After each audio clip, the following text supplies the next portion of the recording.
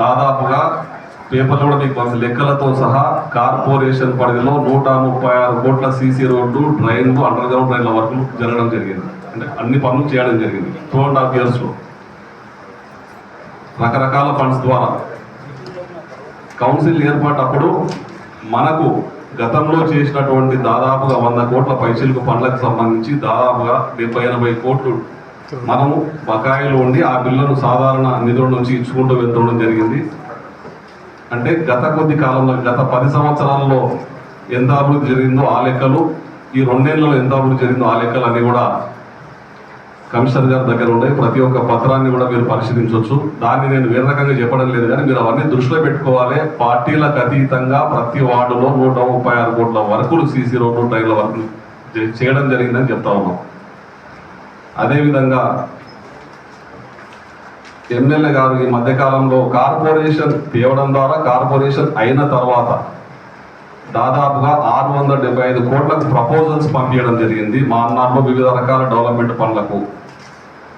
అవి కూడా త్వరలో శాంక్షన్ అయి రావడం జరుగుతుంది. ఆ ఫండ్ మనకు వస్తే ప్రతి వార్డులో కూడా రకరకాల ప్రపోజల్స్ దాంట్లో ఉన్న వర్క్లను బట్టి అన్ని వార్డులు కూడా అభివృద్ధిలో ముందు ఉంటాయి. అదొక అంశం. దాంతో పాటుగా మనకు ఛాలెంజింగ్గా మీ అందరూ ఉన్నారు కాబట్టి చెప్తుంటారు, మీద చర్చ నడుస్తుంది. డంపింగ్ యార్డ్ అనేది అతిపెద్ద సమస్య.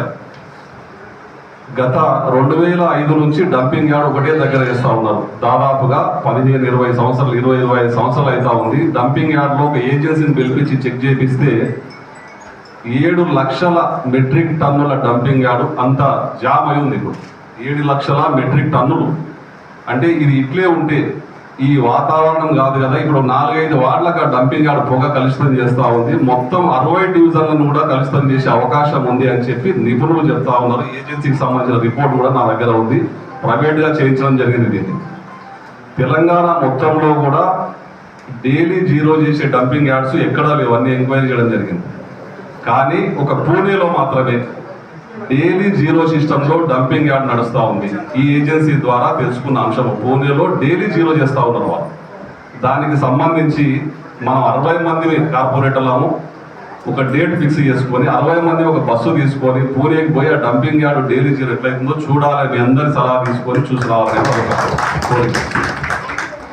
దాంతోపాటుగా డంపింగ్ యార్డ్కు సంబంధించి కలెక్టర్ గారు చిన్నదరపల్లిలో ఒక 20 ఎకరాల ల్యాండ్ను అలాట్ చేయడం జరిగింది.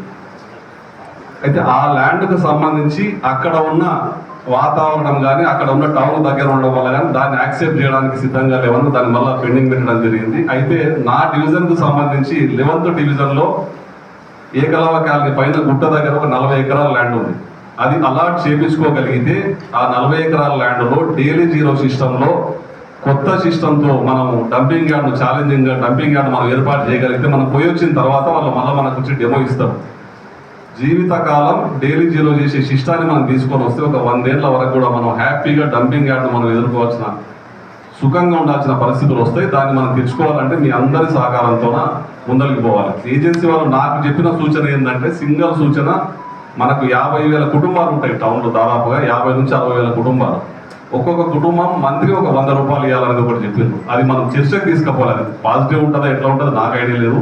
మిగతా ఫండ్స్ కొంత స్టేట్ గవర్నమెంట్, కొంత మున్సిపాలిటీ నుంచి మనం పెట్టుకుంటే డైలీ జీరో చేసి చూపిస్తాము. అన్ని ఎలక్ట్రిక్ వెహికల్స్ వాడతాము. కలెక్షన్ మొత్తం కూడా మేమే చేస్తాము. Hour to hour geo tag చేసి మానిటరింగ్ ఉంటుంది. ఏ ఇండ్ల వరకు ఏ వెహికల్స్ తిరుగుతూ ఉన్నాయి కూడా వాళ్ళకి సిస్టంలో కనిపిస్తూ ఉంటుందని వాళ్ళు చెప్పిండ్రు. దాన్ని మనం ప్రాక్టికల్ చూస్తేనే కానీ మనం నమ్మలేము. మీరు డేట్ ఈ రోజు ఏదన్నా అనుకుంటే ఒక డేట్ ఫిక్స్ చేసుకొని కమిషనర్ గారి ఆధ్వర్యంలో మనం అందరం కలిసి, మేయర్ గారు వీళ్ళందరూ ఉండరు, పోయి ఆ డంపింగ్ యార్డ్ను డైలీ జీరోను పరిశీలించి అది ఇక్కడ తెచ్చుకోగలిగితే తెలంగాణ స్టేట్లో మొట్టమొదటి జీరో సిస్టమ్ మామనాల్లో మనం స్టార్ట్ చేసిన వాళ్ళం. దానికి మీ అందరి సహకారం కావాలి. దాంతోపాటుగా ఇప్పుడు వర్కులు కొన్ని మనం శాంక్షన్ చేసుకున్నాం, అన్ని వాళ్ళకి ఇన్సూరెన్స్గా పెట్టినాము. అంతేకాకుండా గత చరిత్రలో ఎన్నడూ లేని విధంగా ప్రతి ఒక్క కార్పొరేటర్కు వేరియస్ వర్క్ కింద 5 లక్షల రూపాయలు పెట్టాం. దాన్ని కూడా మీకు మీ సౌలభ్యం కోసం 10,000కు 5,000కు మీరు ఎక్కడ పోకుండా మీ పనులు మీరు చేసుకోవడానికి 5 లక్షల రూపాయలు కేటాయించడం జరిగింది. అది కూడా మీ చిన్న చిన్న పనుల కోసం మీరు మళ్ళీ అడగవచ్చు. గతంలో ఏ మున్సిపాలిటీ చరిత్రలో కానీ, కార్పొరేషన్ చరిత్రలో కానీ వేరియస్ వర్క్ కింద కార్పొరేటర్లు అందరికీ పెట్టలేదు. ఇంకోటి, ఇప్పుడు పెట్టిన వర్కులు కూడా కొంతమంది అనుకుంటా ఉన్నారు ఎందుకు స్టార్ట్ కావడం లేదు అని. అయితే ఇప్పుడు మనకు అండర్ గ్రౌండ్ డ్రైనేజ్ వరకు సంబంధించిన అయ్యప్ప అనే ఏజెన్సీకి మన వర్కులు అలాట్ అయిపోయినాయి ఆల్రెడీ, మన టెండర్ కూడా అయిపోయింది.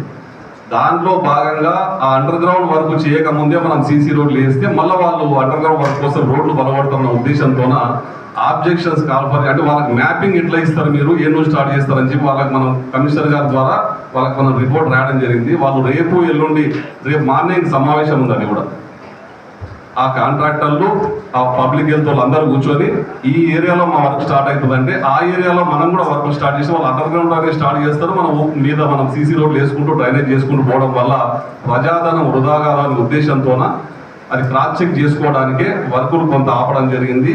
ఈ 10 days 15 daysలో అన్ని వర్కులు ఎస్సీ అప్రూవల్ ఉన్న వర్కులు కూడా ఇమీడియట్గా స్టార్ట్ అయ్యేటట్లుగా చూసే బాధ్యత మేము తీసుకుంటామని చెప్పి తెలియజేస్తా ఉన్నాం. దానికి మీరు సహకరించాలి. ప్రజాధనం దుర్వినియోగం కాకుండా ఆ వర్కులన్నీ కూడా కోఆర్డినేట్ చేసుకొని చేయాలన్న ఉద్దేశంతో ఆపడం జరిగింది. అర్థవంతమైన చర్చ జరిపి ఇంకోటి చెప్తా ఉన్నా, కౌన్సిల్లో చెప్తా ఉన్నా, చెప్పకూడదు లేదు, రేపు నా బర్త్డే ఉంది. రేపటి వరకు కూడా నా ఆనందంగా ఈ సమావేశాన్ని చెప్తే నా మూడు రేపు కూడా హ్యాపీగా ఉంటుందని కోరుకుంటూ చర్చనంతా కూడా ప్రశాంత వాతావరణంలో డిస్కషన్స్ పెట్టి ఒక మంచి మూడ్లో మనం ఈ సమావేశం నిర్వహించుకున్నాం తెలియజేస్తూ, ఈ అవకాశం ఇచ్చిన ప్రేమతో మనం గడిపే కొన్నేళ్ళు కలిసి హ్యాపీగా డెవలప్ చేసుకుందామని తెలియజేస్తూ మీ అందరికీ మనస్ఫూర్తిగా ధన్యవాదాలు తెలియజేస్తాం.